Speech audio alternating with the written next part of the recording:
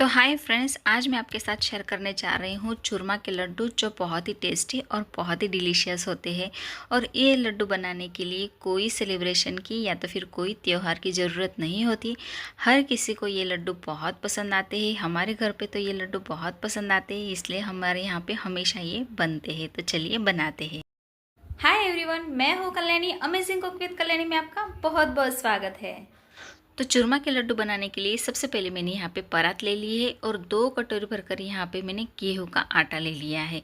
अब जितना गेहूं का आटा है उतना आधा हमें यहाँ पे सूजी का इस्तेमाल करना है, और सूजी जितनी है उसकी आधी यहाँ पर हमें चने का आटे का इस्तेमाल करने का है, यानी कि बेसन का इस्तेमाल करने का है।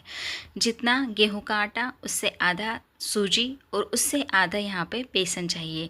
तो मैंने यहाँ पे 2 कटोरी भरकर गेहूं का आटा, 1 कटोरी भरकर सूजी और आधी कटोरी भरकर यहाँ पे बेसन डाल दिया है।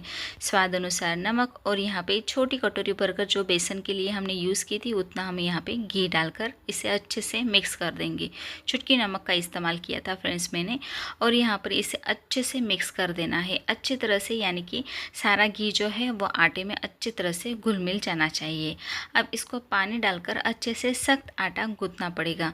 इसका सख्त आटा गूंथ लीजिएगा, तभी ये हमारे लड्डू बहुत ही अच्छे से बनेंगे। इसका सॉफ्ट आटा नहीं गूंथना चाहिए।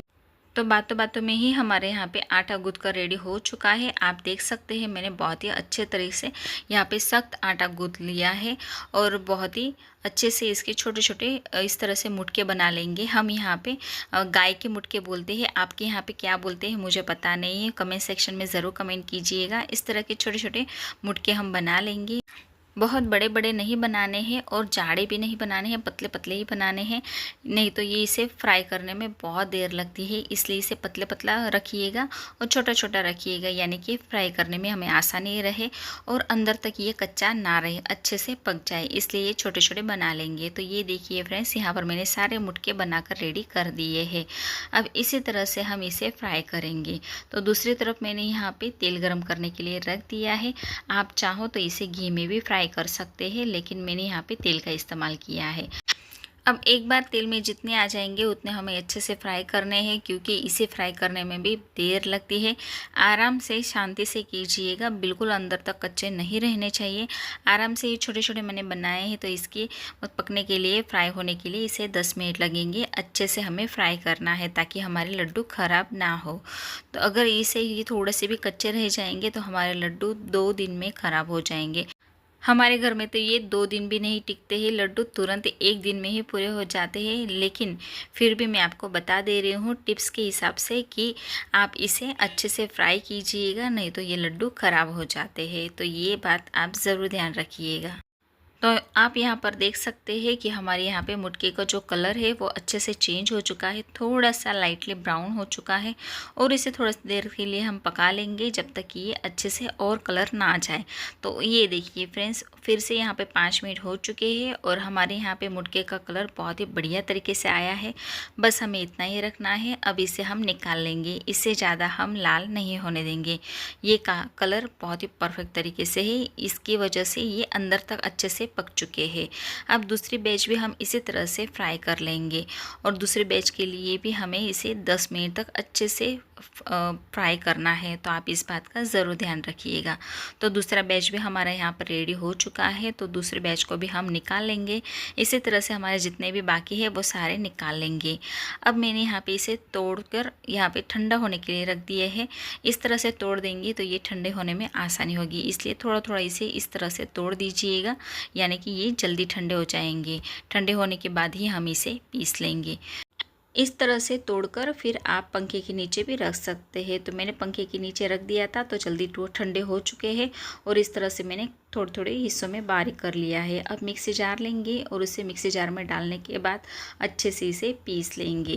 तो ये देखिए फ्रेंड्स, मैंने यहाँ पर पीस कर रेडी कर दिया है। बहुत ज़्यादा बारीक भी नहीं करना है और बहुत ज़्यादा मोटा भी नहीं रखना है। बारीक वाली जो हमारी सूजी आती है ना, उसी तरफ से हमें ये उस टाइप का हमें यहाँ पर पीसना है। तो सारा जो चूरमा है हम इस तरह से हम पीस लेंगे। और यहाँ पे सारा चूरमा हमने यहाँ पे पीस कर रेडी कर दिया है। ये थोड़ा सा मोटा मोटा करके फिर आप इसे चूरमे को दाल के साथ भी खा सकते हैं, बहुत ही टेस्टी लगता है। तो आप चूरमे को इस तरह से बनाकर दाल के साथ भी खा लीजिएगा, बहुत ही अच्छा लगेगा आपको। तो दूसरी तरफ मैंने यहाँ पे एक कढ़ाई रख दी है और उसके अंदर मैंने डाल दी है छोटी कटोरी भरकर घी और 2 कटोरी भरकर यहाँ पर मैंने गुड़ का इस्तेमाल किया है। और गुड़ डालने के बाद हमें इसे अच्छी तरह से इसको हम पका लेंगे। अब इसके अंदर हमें पानी का इस्तेमाल बिल्कुल भी नहीं करना है। घी की क्वांटिटी मैंने यहाँ पे थोड़ी सी ज़्यादा रखी है फ्रेंड्स, क्योंकि हमें चाशनी बनाते वक्त हम घी एक ही साथ यूज़ कर लेंगे, ऊपर से हमें घी डालने की ज़रूरत बिल्कुल नहीं रहेगी। इसलिए मैंने यहाँ पे थोड़ा सा घी ज़्यादा डाल दिया है। अब इसे हम अच्छे से पका लेंगे, बहुत ज़्यादा नहीं पकाना है, सिर्फ 2 या 3 मिनट के लिए ही इसे पकाना है। तो यहाँ पर आप देख सकते हैं हमारे गुल में अच्छे से उबाल आ चुका है। अब इसके अंदर हम डाल देंगे 1 चम्मच भरकर इलायची का पाउडर और साथ ही मैंने यहाँ पे द्राक्ष का इस्तेमाल किया है, यानी कि सूखी वाली जो किशमिश आती है वो किशमिश का इस्तेमाल किया है। और 1 चम्मच भरकर यहाँ पर मैंने खसखस का इस्तेमाल किया है। ये सारी चीज़ें चाशनी के अंदर डालने के बाद अच्छे से भुन जाती है और उसका कच्चापन निकल जाता है, इसलिए ये सारी चीज़ें अंदर डाल दीजिएगा। अब चाशनी को हमें चूरमे के अंदर डाल दीजिएगा और इस चाशनी को हमें बहुत ज़्यादा पकाना नहीं है। उबाल आने के बाद सिर्फ 1 या 1.5 मिनट के लिए इसे पकाना है, नहीं तो आपके लड्डू खुद से भी नहीं टूटेंगे, ये ध्यान रखिएगा। इसलिए आप इसको ज़्यादा चाशनी को बहुत ज़्यादा मत पकाइएगा। थोड़ा सा पकाने के बाद इसे तुरंत ही इस चूरमे के अंदर डाल दीजिएगा और इसे अच्छे से हम मिक्स कर लेंगे। ये बहुत गर्म है फ्रेंड्स, तो सावधानी से कीजिएगा, क्योंकि चाशनी बहुत गर्म थी, इसलिए धीरे धीरे इसे अब लड्डू बनाते जाएंगे। तो फ्रेंड्स, आप चाहो तो इसके अंदर ड्राई फ्रूट्स का इस्तेमाल कर सकते हैं, लेकिन मैंने यहाँ पे कोई ड्राई फ्रूट्स का इस्तेमाल नहीं किया है। बहुत सिंपल तरीके से मैंने बनाकर आपको दिखाया है। अगर आपके पास हो तो ज़रूर डालिएगा, लेकिन मुझे इस लड्डू में ड्राई फ्रूट्स पसंद नहीं है। सिंपल तरीके से मैं बनाती हूँ, इसी तरह से हमारे घर में बहुत पसंद आते हैं और मेरे हस्बैंड के तो ये लड्डू बहुत फेवरेट है, इसलिए ये मेरे हस्बैंड के लिए मुझे ज़रूर बनाना पड़ता है। वीकेंड में एक बार या तो फिर 15 दिन में एक बार तो मुझे ये बनाने ही पड़ते हैं, क्योंकि बहुत इनको मेरे हस्बैंड को बहुत पसंद है। तो ये लीजिए फ्रेंड्स, यहाँ पर मेरे सारे लड्डू बनकर रेडी हो चुके हैं, जो बहुत ही डिलीशियस और बहुत ही टेस्टी दिखाई दे रहे हैं। आप चाहो तो इसके ऊपर थोड़ा सा खसखस लगा सकते हैं और नहीं तो इसी तरह से भी इसे छोड़ सकते हैं। तो ये लड्डू आप कब बना रहे हो तो ज़रूर कमेंट सेक्शन में लिखिएगा। तो फ्रेंड्स, वीडियो पसंद आए तो लाइक शेयर सब्सक्राइब ज़रूर कीजिएगा। मिलते हैं नेक्स्ट रेसिपी में, तब तक के लिए बाय बाय।